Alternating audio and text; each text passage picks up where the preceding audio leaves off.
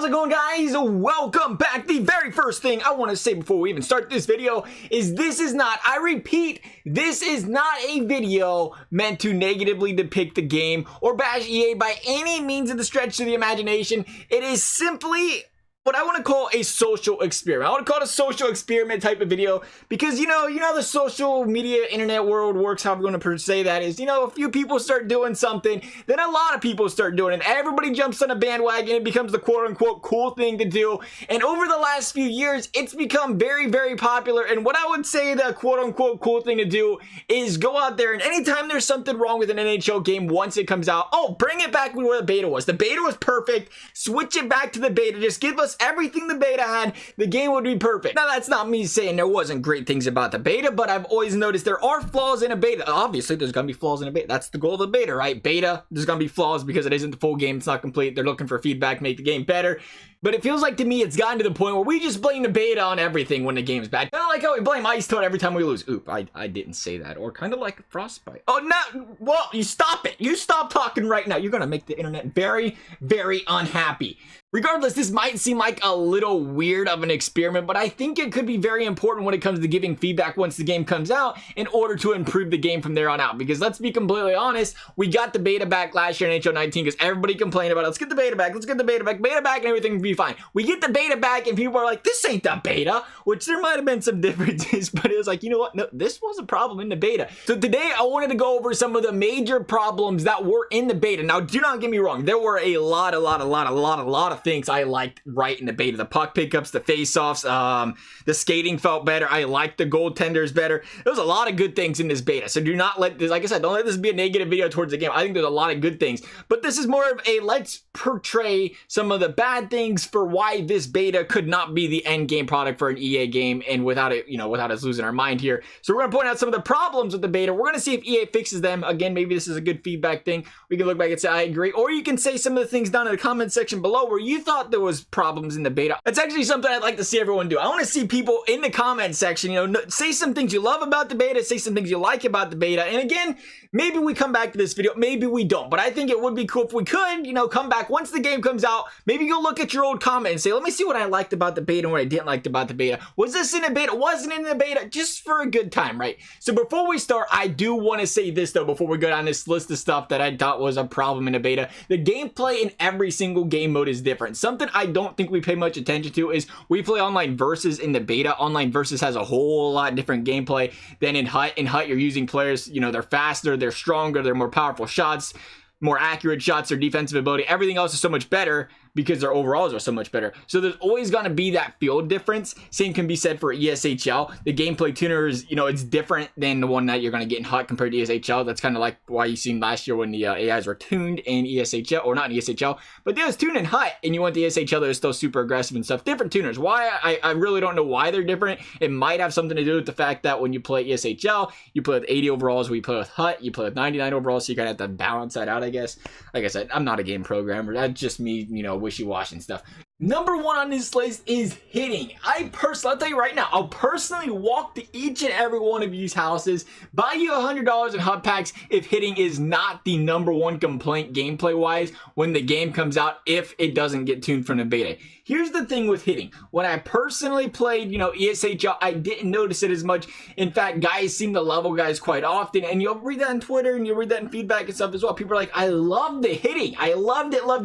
It was fantastic. It worked this year. Hitting actually worked. I'm thinking in the back of my head, you definitely was not playing online versus. But in online versus, that was the thing, because I thought ESHL's hitting was great too. I was like, oh, I'm actually getting knocked off the puck, which, I deserve it. I'm like 5'7.5". I probably should be getting knocked off the puck. But when you switch to online versus, it was very clear that hitting was broken back to how it was at the start of NHL 19. If you remember, all you had to do was put the puck on your backhand, turn your back, not LT cut, just to clarify that, put the puck on your backhand, turn your back to the defender, and you would just bounce straight off every single hit. It didn't matter if they was coming at you 9,000 miles an hour, 20 miles an hour, 2 miles an hour, floating in there. Didn't matter, right? The point is, you are not getting knocked off the puck. And I noticed once again in the beta when I was playing online versus, I could grab Cam Atkinson and I could do this very same thing right here. Turn my back to the beta. Sometimes, or not back to the beta, back to the defender. Sometimes you didn't have to turn your back to the defender. I was getting hit squared in the draw or square in the jaw. If I could speak today, that would be fantastic. And I would just bounce off the hit. Nothing would happen.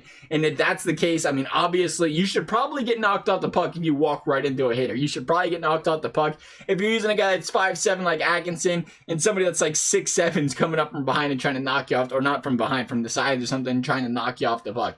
But hitting alone is a reason I would say I would never want to go back to the beta. I loved a lot of things out the beta. I could get by everything else in this list. I'd be fine with, not a big deal. When it comes to hitting though, I literally could not play the beta anymore. I quit playing online versus. I just played ESHL when I could. I couldn't do it. It is not enjoyable hockey to me, at least, you know, personal preference here. It's not enjoyable hockey to me when it's a literal game of playing, you know, pinball, bouncing off the side of the, bouncing off the people again. There's literally no hitting. You just turn your back and you can't.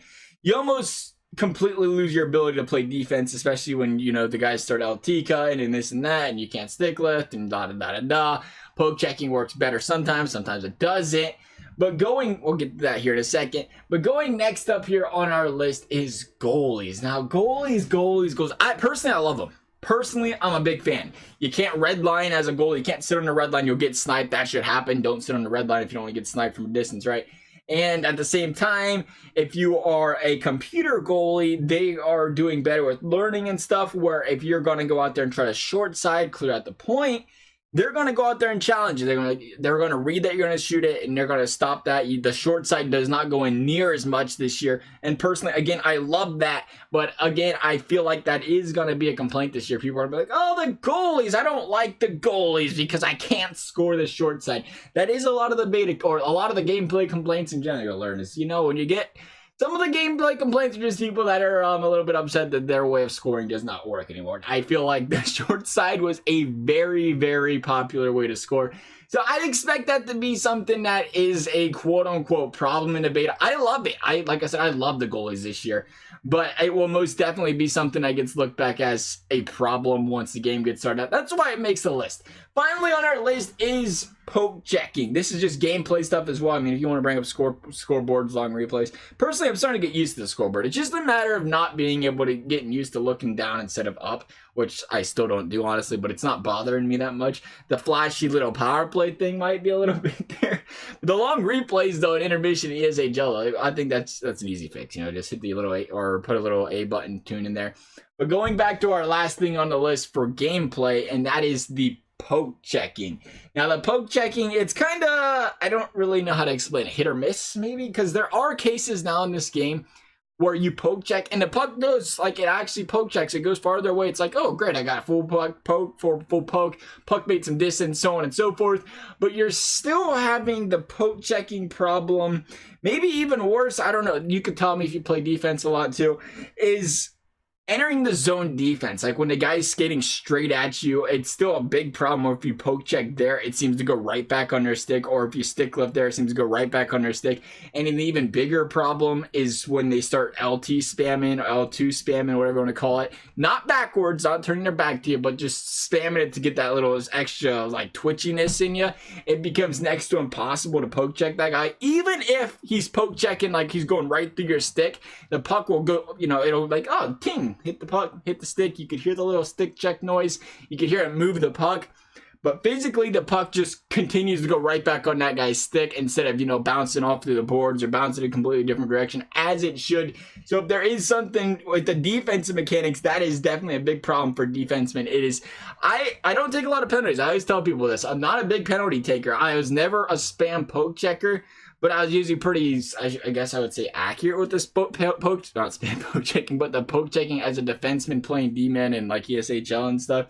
Where if you was in good positioning, you would poke it and go away. But you learn nowadays, when you're in really good positioning, when the guy's coming directly at your face, literally right in front of you when you're entering the zone, if he gets too close to you when he's literally entering the zone and you poke check, you trip him. They did that in NHL 19 as well. Instead of hitting the puck, it trips the guy. I always thought that is a little issue. It's been dealt with though over the past couple years now, where you're not allowed to poke check for that reason, right? You have to, I guess, poke check from 6 miles away. If you want to poke check, you get too close to a guy and you just can't do it.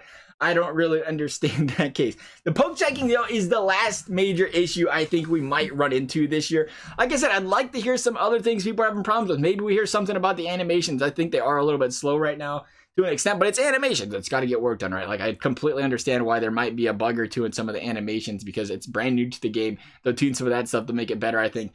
But other than that, those are some of our major problems with the beta right now that I'd like to hear some of your stuff, though. Like I said, let me hear what you guys have to say about it. As always, though, I hope you guys enjoyed the video. Thank you guys for watching. We'll see you next time.